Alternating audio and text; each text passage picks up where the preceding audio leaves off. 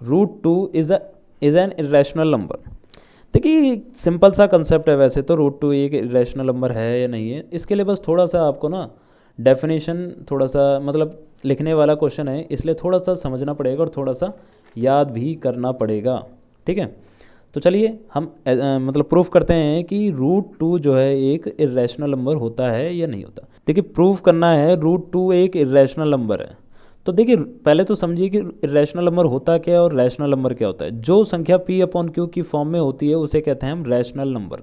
ठीक है, ये हमारे रैशनल नंबर होते हैं जो p/q की फॉर्म में होते हैं। तो मतलब हमें ऐसा प्रूफ करके दिखा देना है कि ये p/q की फॉर्म में नहीं है। तो p/q की फॉर्म में ये तब नहीं होगा। देखो p/q तो तभी हो सकता है जब इनके बीच में कोई भी कॉमन फैक्टर ना हो, है ना, नो कॉमन फैक्टर। अगर कोई भी कॉमन फैक्टर नहीं है तो तभी जाके ये p/q की फॉर्म में आ रहे हैं। अगर कॉमन फैक्टर होता तो वो कैंसिल आउट हो जाते, ठीक है ना। तो इस क्वेश्चन को करने के लिए आपको पहले समझना पड़ेगा कि मतलब क्वेश्चन को कैसे करना है, ये चीज़ ध्यान रखनी है। सबसे पहले आप एज्यूम करोगे, लिखोगे कि let us consider √2 be a rational number. देखिए सबसे पहले हम एज्यूम करके चलेंगे कि ये एक रैशनल नंबर है। अगर ये रैशनल नंबर है तो रैशनल नंबर क्या होता है, p/q की फॉर्म में होता है। तो हम बोलेंगे कि भाई √2 जो है p/q की फॉर्म में होता है, ठीक है ना। जहाँ पर वेयर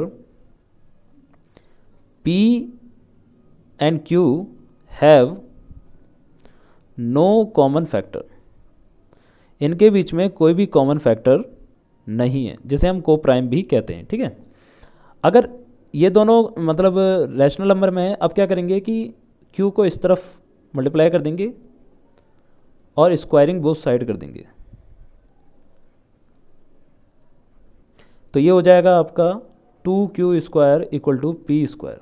ठीक है, अब यहाँ पर आने के बाद आप इसमें लिखेंगे कि as we know that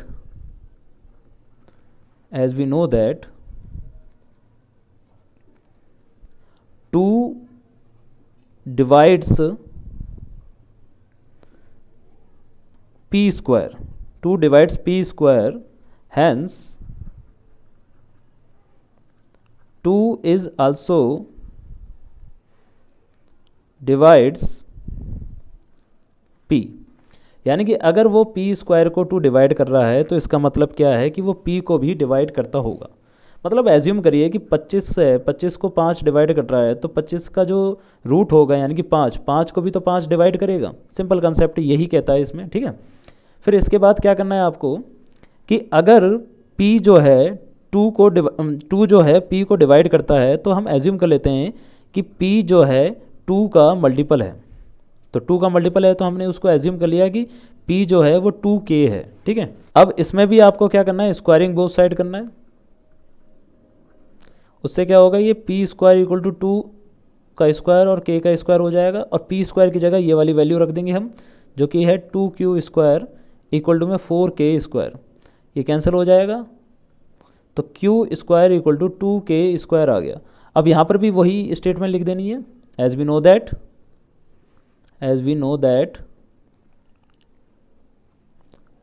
2 divides q², hence 2 is also divides q। ठीक है, तो q² को डिवाइड कर रहा है, तो हम एज्यूम करके चल रहे हैं कि वो q को भी डिवाइड कर रहा होगा। तो इन दोनों स्टेटमेंट को देखने के बाद हमें पता चलता है कि यहाँ पर कहीं ना कहीं इन दोनों के बीच में एक कॉमन फैक्टर है, जो कि है q। क्योंकि p को भी डिवाइड कौन कर रहा है, 2, और q को भी डिवाइड कौन कर रहा है, 2। तो इसका मतलब इनके बीच में कोई ना कोई कॉमन फैक्टर है। और हमने बताया कि अगर वो रैशनल नंबर है तो कॉमन फैक्टर नहीं होना चाहिए। समझ में आ रहा है, जो हमने एज्यूम करा था कि वो रैशनल नंबर है, तो इसका मतलब यहाँ पर तो कॉमन फैक्टर आ रहा है, तो इसका मतलब ये रैशनल नंबर तो नहीं है। अगर रैशनल नंबर होता तो यहाँ पर कॉमन फैक्टर कोई भी नहीं आता। तो हम क्या लिखेंगे, thus p and q have common factor two. मतलब हमने मतलब एज्यूम कर लिया, जो करा था वो ऐसा नहीं है, पी और क्यू के बीच में एक कॉमन फैक्टर है two. Then this statement, then the above statement contradict, contradict का मतलब वो गलत थी, उसके विरोध में थी, that P and Q have no common factor. मतलब जो हमने कहा था कि उसके बीच में कोई भी कॉमन फैक्टर नहीं है, वो गलत थी। Then root two is an irrational number. ठीक है, बहुत ही सिंपल सा कंसेप्ट था। हमें बस ये ध्यान रखना है कि रैशनल नंबर क्या होता है, जो पी अपॉन क्यू के फॉर्म में होता है, और पी अपॉन क्यू के बीच में कोई भी कॉमन फैक्टर नहीं होना चाहिए।